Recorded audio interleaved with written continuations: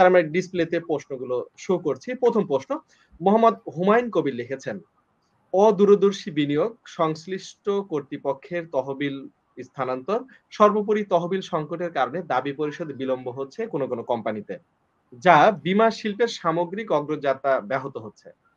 আপনার মতে বর্তমান এই অবস্থা থেকে দ্রুত উত্তরণের উপায় কি? স্যার এই বিষয়ে জানতে চেয়েছেন।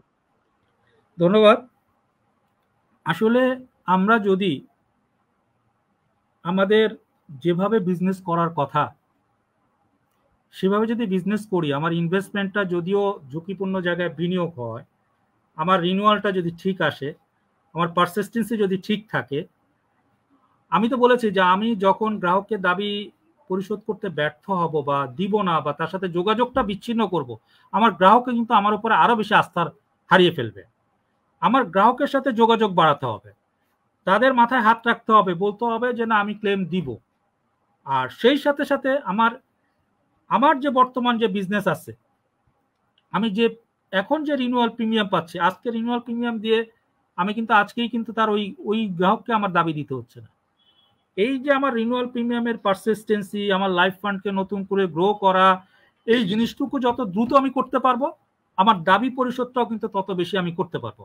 এখন যদি এরকম হয় যে আমি ফার্স্ট ইয়ার যেভাবে যে কস্টিংয়ে করার কথা আমি করছি না, আমি একটা যেভাবে ফার্স্ট ইয়ারে যে পারসিস্টেন্সি থাকার কথা পরবর্তী সেকেন্ড ইয়ার থার্ড ইয়ারে আমার থাকছে না, তাহলে কিন্তু আমার লাইফ ফান্ড কিন্তু আরো বেশি নেগেটিভের দিকে যাবে। আমি যে স্বপ্ন দেখছি বা যে স্বপ্নটুকু দেখাচ্ছি সেটা আরো বেশি চোরাবালির দিকে নিয়ে যাবে। এই জন্য আমার কাছে মনে হয় আমার ইনভেস্টমেন্ট যেটা আছে সেটাকে আগে সুরক্ষিত করতে হবে, সেই সাথে আমার ফার্স্ট ইয়ার এবং রিনিউয়াল বিজনেসটাকে একটা পর্যায়ে নিয়ে যেতে হবে।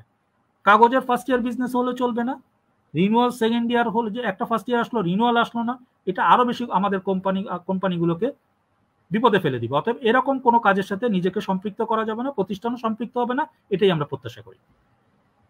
জি স্যার, আমরা চলে যাচ্ছি স্যার পরবর্তী প্রশ্নে।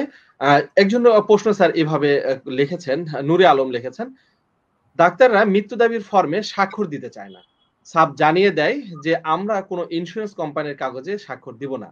এই বিষয়ে স্যার জানতে চাই। স্যার মৃত্যু দাবির পরিশোধের ক্ষেত্রে স্যার জটিলতা হয়, তখন স্যার কি করবে স্যার?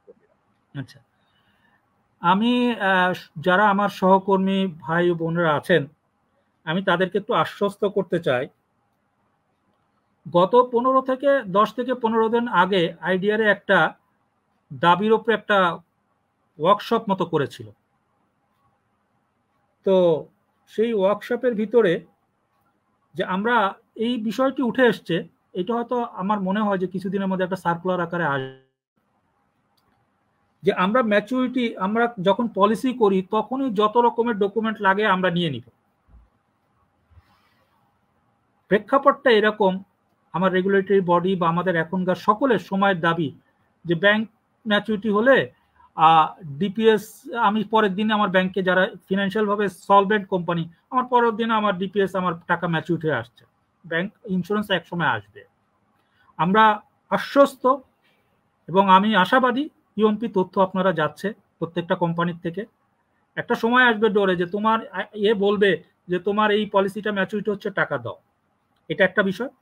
দ্বিতীয় বিষয়টা হলো এই যে আমরা অনেকগুলো কাগজ ম্যাচুরিটির সময় চাই, এই জিনিসটা চলে আসবে। ডেথ ক্লেমের বিষয়টা খুবই সুন্দর একটা প্রশ্ন। এটা হয়তো অদূর ভবিষ্যতে আমি জন্ম সনদ, আমার এনআইডি দিয়ে আমি পলিসি নিচ্ছি, মৃত্যু সনদও কিন্তু ওইখানে এন্ট্রি করার একটা ব্যবস্থা আছে, এটা আপনি জানেন বা আমরা সবাই জানি। এটা আইনে যখন এটা সিদ্ধ করে দিবে, আইনে যখন এটাকে প্রকাশ করে দিবে, এটা ম্যান্ডেটরি হবে, তখন কিন্তু ওইটা আর কিন্তু জরুরি হবে না। আপনি মৃত্যু সনদটা যখনই আপনি দিবেন, ওই প্রতিষ্ঠান ওই কোম্পানি কিন্তু দাবি পরিশোধ করবে। অতএব এখনো পর্যন্ত যে পরিস্থিতি আছে হয়তো কিছুদিন চলমান থাকবে, আমরা আশাবাদী এটা অদূর ভবিষ্যতে এই জিনিসটি পরিবর্তন হবে।